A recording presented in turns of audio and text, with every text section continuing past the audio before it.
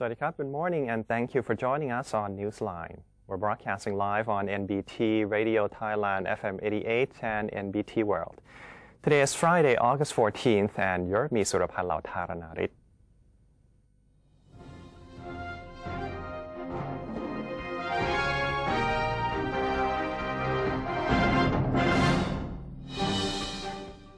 And welcome to today's segment of Thailand Moves Forward.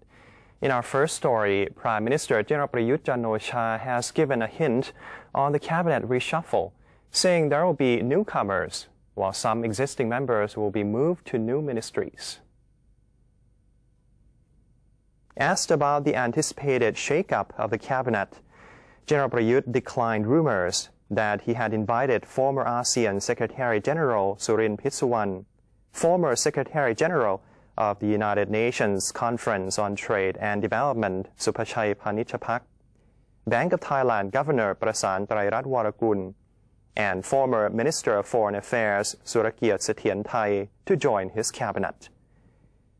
The Premier also indicated that the upcoming change might be a major one, adding that both the appointment of outsiders and the transfer of officials between ministries will be seen. Nonetheless, General Prayut said it remains unknown when the new lineup will be proposed for royal endorsement, reasoning that the readiness of each appointee has to be assessed first. The National Reform Council, or NRC, has organized the NRC Blueprint for Change and forwarded its national roadmap to the Prime Minister. NRC President Thien Chai Kiranan earlier presided over the opening ceremony of the event. In attendance was Mr. Sutichai Yun, Executive Director of Nation Multimedia Group Public Company Limited. The media mogul spoke on topics including the vision and strategy on national reform, as well as the driving force of reform in the future. The event also presented the NRC's 6 reform agendas, which deal with transparent elections, anti-corruption mechanisms, societal inequality, economic inequality, effective state administration, and fostering good citizenship. Prime Minister General Prayut Chan-o-cha also attended the event at Centara Grand Hotel at Central World, where he was handed national reform plans outlined by the NRC. The National Reform Council, or NRC, has proposed a plan to reform the quality of Thai citizens, which it has stressed must be coherent in all areas, from education to culture and religion. During yesterday's session of the NRC Blueprint for Change event, participants were divided into 6 groups and tasked with the discussion of different reform issues. One of the discussed issues was the reform of the quality of the people and the citizens, which comprises the reform plan for education, arts, culture and religion, and mass communication. This proposed people's quality reform was aimed at the development of the people so that they will become more disciplined and ethical, as well as recognize the importance of sufficiency while possessing intelligence and courage. In brief, the reform is hoped to make the people become good citizens of the country and act for the interest of the society. NRC members who discussed the issue suggested that mechanism should be set up to implement this reform process, such as the National Arts and Culture Assembly or the National Council for Educational Policy and Human Development, in order to achieve this goal. In their closing statements, the 248 former MPs have claimed that their attempt to amend the previous constitution was warranted and without ulterior motives. The National Legislative Assembly heard the closing statements of the former MPs regarding their impeachment cases on grounds of attempting to amend the previous constitution's provision on the origins of the Senate. Speaking on behalf of the MPs was former MP Samat Gyalmichai, who asserted that the group's action was in accordance with the rules of procedure. He indicated that the 2007 charter stipulated that the House of Representatives could propose amendments to the Constitution, and that his group did not do so with ulterior motives or for personal gain. He dismissed accusations by the National Anti-Corruption Commission, or NACC, of secretly changing the details of the amendment proposal as being false, and accused several of the NACC commissioners of lacking adequate qualifications and of harboring personal vendettas against some of the defendants. Mr. Samad also argued that since the 2007 Constitution is no longer in effect, the case against the 248 former MPs is now void. Representatives of local leaders from across the country have submitted a petition to the National Reform Council, or NRC, to oppose the stipulations in the draft constitution concerning the governor elections and the special administrative zones.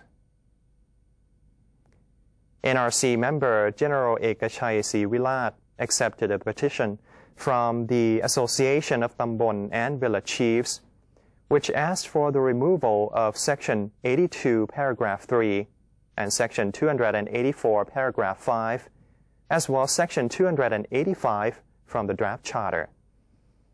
The petitioner said that these articles involve the provisions related to the special administrative zone and the authorization of selected provinces to adopt it, just like Bangkok and Pattaya, where a Gamnan who represents a Tambon or sub-district and a village chief do not exist. They also pointed out that allowing all provinces to hold the governor election could affect the administration of those cities and lead to widespread corruption, as well as the absence of checks and balance and even serious conflicts. The Election Commission, or EC, has affirmed its readiness to organize a public referendum on the new constitution in accordance with the country's reform roadmap. EC Chairman Supachai Somjaran said the EC is now waiting to see whether the National Reform Council, or NRC, would vote to approve the new constitution on September 7th. If the NRC approves the charter, the public will then have a chance to cast its vote. Mr. Supachai said the EC is also waiting on the format of the referendum, whether it would be a referendum on one or more issues. Once the matter is finalized, the EC will then adjust its required budget accordingly.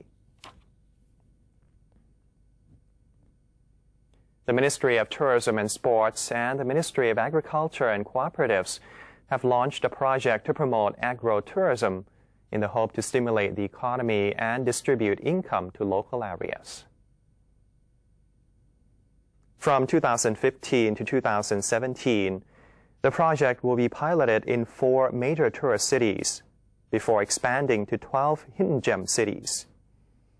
Minister of Agriculture and Cooperatives Pitipong Phungbun Ayutthaya said the project would help add value to agricultural products and increase economic opportunities for agricultural communities. There are more than 700 agro-tourism sites nationwide. Agro-tourism has generated around 40% of the total income of farmers. The minister also suggested that the project promote outstanding agricultural products and connect agro-tourism sites, shops, hotels, communities, and markets, while developing the quality of life of farmers. The Ministry of Commerce foresees limited impact from China's devaluation of the yuan on Thai exports, while the University of the Thai Chamber of Commerce, or UTCC, deems China's move unusual. In the wake of China's decision to depreciate the yuan, spokeswoman of the Commerce Ministry, Duangkamon Jiambut, indicated that most of Thailand's exports to China are raw materials, such as para rubber and cassava, and they are unlikely to be affected much. However, in the global arena, The spokeswoman cautioned that the weak yuan could boost the popularity of Chinese products, allowing them to outshine items from other countries, including Thailand. Meanwhile, Mr. Thanawat Phonvichai, Director of the Center for Economic and Business Forecasting of the UTCC, viewed the cut in the yuan's value as an uncommon measure, elaborating that China was neither facing a huge trade deficit nor a severe economic recession. He added that the currency devaluation could signal slower than expected recovery in the world economy. The director also noted that the cheaper yuan might also lead to contraction in Thai exports, as well as in the number of Chinese visitors to the kingdom.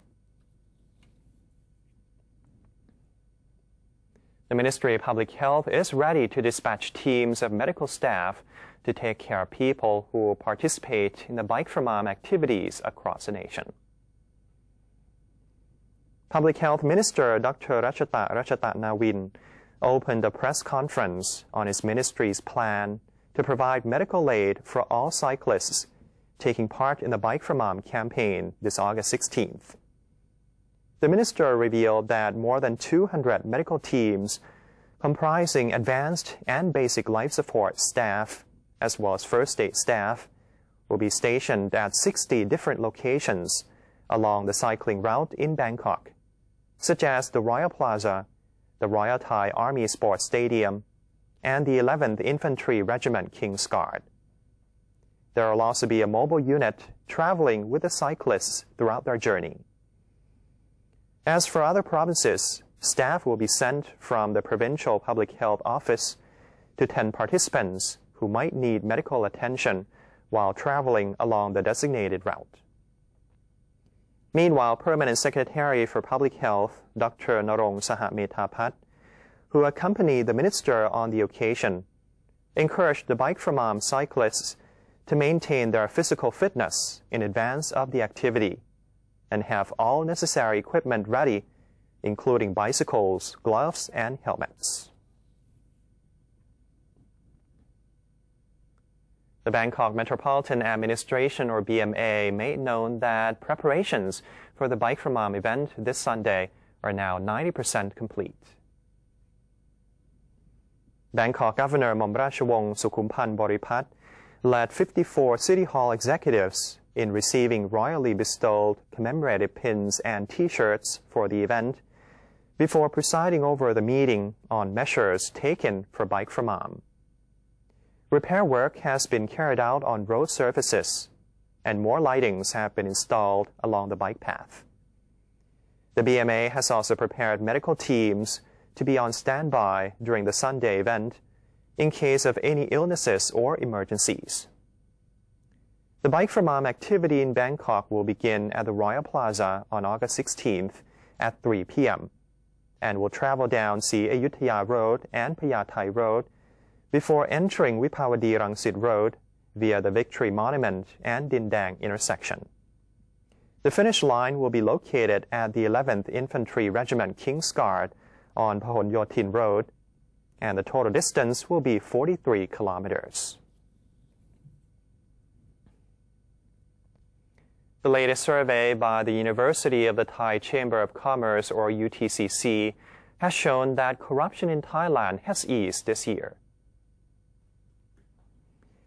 The UTCC's Corruption Situation Index, or CSI, is based on 2,400 respondents in the business and government sectors, and the score is currently 55 points in June, up from 49 points in December last year. The closer a CSI score is to 0, the higher the level of corruption, while 100 shows high transparency and a lack of graft. The UTCC said the figure is the highest in 6 years. The university noted that since the takeover by the National Council for Peace and Order, bribe payments by businesses to state officials and politicians declined to 53 to 100 billion baht from 50.3 to 150 billion baht previously. The improvement in the index is set to further bolster the local economy. The country's economy is expected to grow by 4% next year and 2.5 to 2.9% this year. And that's the end of today's edition of Thailand Moves Forward. Before we take a quick break, let's have a look at the exchange rates and commodity prices.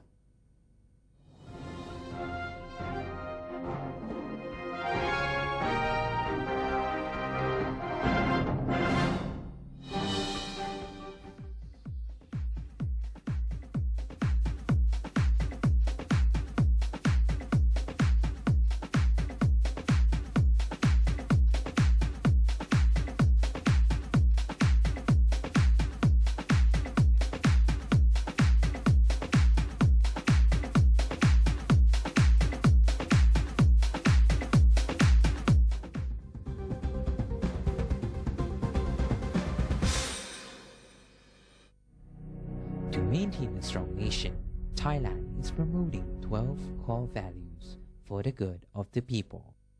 Third core value: being grateful to parents and teachers.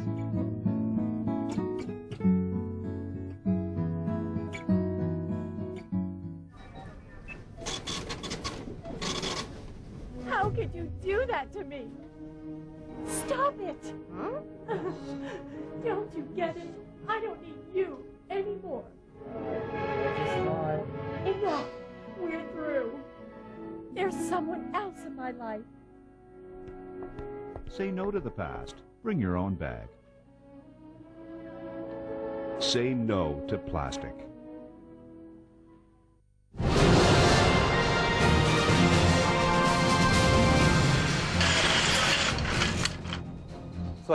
This is Thailand at large.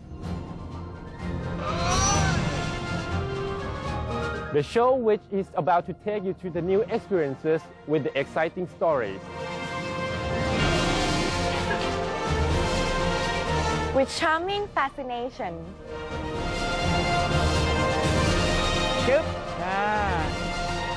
With a touch of Thainess.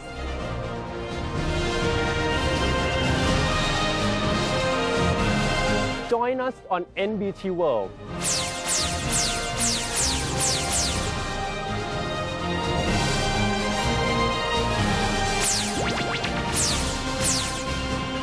Explore with us and you'll know and love Thailand even more than before.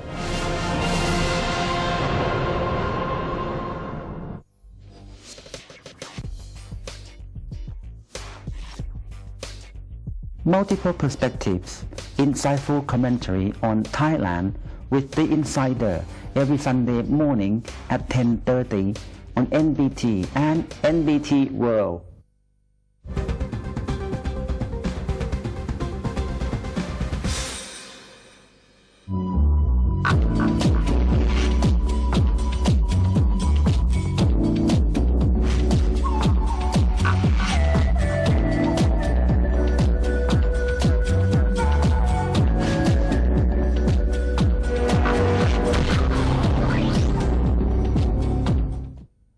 Welcome back. You're watching Newsline.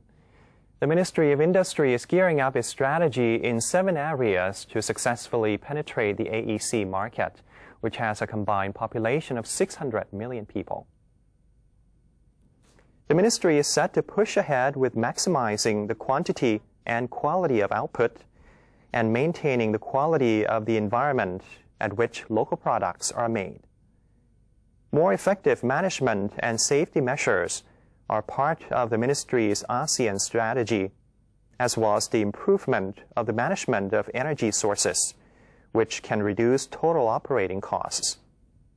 A structured approach to logistics management is also needed to save time and money in running businesses. The ministry stressed the importance of developing the SME industry in Thailand as one of the key factors to beat the ASEAN market. If successful, the outcome will further boost the growth of the Thai economy. Public Relations Department, or PRD, Deputy Director General Dr. Tarun Chayasorn yesterday hosted a welcoming party for Chinese performers who will take part in the China-Thailand Friendship Concert 2015. Dr. Jarun indicated that the concert would further strengthen ties between the two nations, adding it is also part of the MOU on IT and broadcasting cooperation between Thailand's PRD and the Guangxi Administration of Radio, Film, and TV of the People's Republic of China. The China-Thailand Friendship Concert 2015 is scheduled for this Saturday, August 15th, from 4 p.m. to 6 p.m. at the PRD Convention Hall in Bangkok's Phaya district.